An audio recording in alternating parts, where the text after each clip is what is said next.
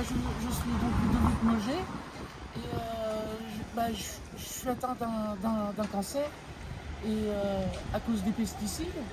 Et ma passion, c'était de suivre Stéphane pendant mes périodes d'hospitalisation. Ça me permettait de m'évader aussi et c'était chouette. Et j'ai toujours adoré ça en fait. C'est comme ça. Et du coup, Stéphane m'a proposé aujourd'hui de faire une nage et je suis super heureux, quoi. C'est un super événement pour moi. C'est super sympa de sa part. Stéphane, je le suivais pendant toutes mes périodes en hospitalisation.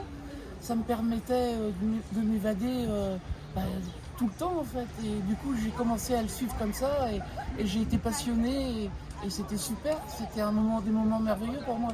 Ça me changeait du moment de l'hôpital, quoi. Parce qu'enfermé entre quatre murs, on imagine bien que c'est pas drôle. Donc Stéphane m'a permis de m'évader et je le remercie encore aujourd'hui. J'ai connu Ludovic au travers des messages qu'il m'envoyait et des commentaires sur les réseaux sociaux.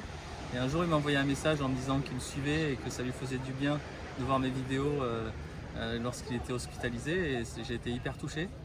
Et donc, on a commencé à échanger ensemble. Et je l'avais déjà invité pour venir me voir sur une nage dans la tempête à Saint-Pierre-à-Béguénotte sur la Côte Sauvage.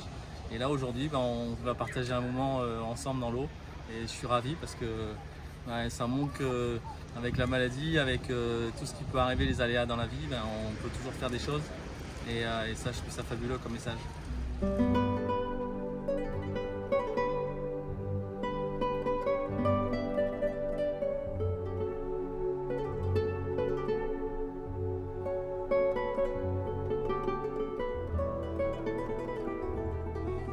va aller se mettre dans l'eau jusqu'au bout.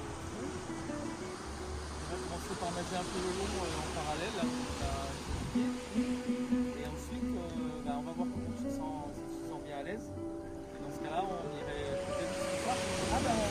Pourquoi pas? Ce serait sympa. Ah, joli, ça.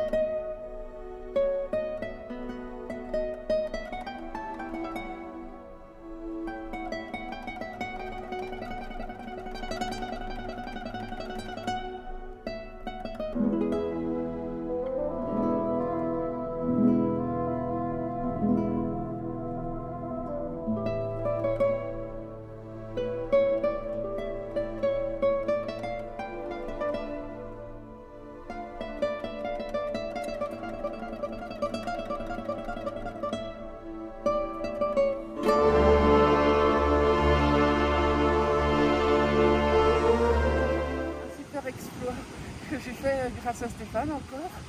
J'ai réussi à nager avec des explications pour pas que ma jambe coule, parce que c'était ça le problème pour moi. Et j'ai suivi ses bons conseils et j'ai bien réussi. On a fait un bel exploit. Je suis trop con. Je suis heureux comme tout. Encore merci. On est parti donc de la plage. On a été jusqu'au phare. On a fait le tour du phare. Et après, on est revenu vers la plage. En faisant une petite pause, on est revenu après tranquillement sur la plage de nouveau. Un super exploit. C'était vraiment sympa. C'est fabuleux, quoi. La force de caractère qu'il faut pour faire ça, c'est juste hyper inspirant, quoi. Quand tu as un petit truc dans ta vie et que tu penses à ça et ça te donne de la force, quoi. Donc c'est fabuleux, tout ça avec Ludo. On était allé tranquillement et à notre rythme.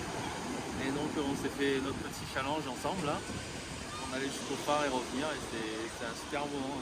Oui, c'était top. Ouais. Donc après, une fois que tu as compris, tu as commencé à respirer plus tranquillement, à mettre de la pression sur les bras, ton corps il s'est mis horizontal. Et ta jambe elle ne coulait plus, elle était derrière, elle suivait. Et donc c'était impeccable. Après voilà, avec une respiration posée, tranquille, calme, et avec de la pression un peu dans les bras, voilà, tu es revenu en brasse. Oui, c'est vrai. Top. Ouais, c'était top, c'est vrai. C'était oui, de la légèreté, de pouvoir le faire. Déjà, c'est énorme, je trouve que c'est grandiose quoi, pour moi. malgré que je savais nager avant, bien sûr, mais c'était différent. Bah, comme dit Stéphane, le plus compliqué, c'est d'y arriver jusque-là, quoi, parce que malheureusement, bah, on n'a pas d'accès quand tu es handicapé, t'as rien, quoi. Je vois bien le truc comme on parlait tout à l'heure, la petite allée bleue, bah oui, c'est sympa, mais bon, qu'est-ce qu'on fait après quand il reste 80 mètres ou 100 mètres et tout à faire? Quand tu es tout seul, bah tu peux pas. Donc là, tu peux le faire, encore une fois, grâce à Stéphane, on a pu faire ce défi qui est énorme. Encore un grand merci.